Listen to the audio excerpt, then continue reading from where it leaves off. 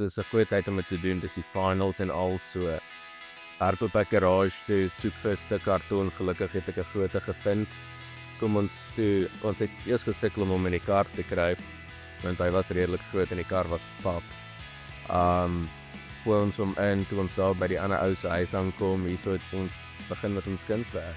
So ek het so nou en dan gekyk, en toe was dit eers so halftime se kant toe, wat ek agterkom, mense het actually inbetaal, en toe ons was baie opgebonde gewees. Maar ja, ons het nie actually verwag tot gaan werk, en mense gaan geld inbetaal nie.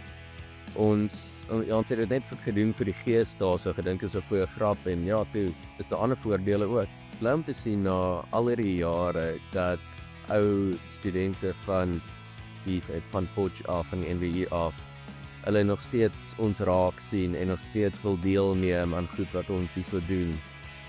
En ek het gesien ons studentelewe is baie anders as daarso in Pretoria, in 'n manier waarvan ek hou.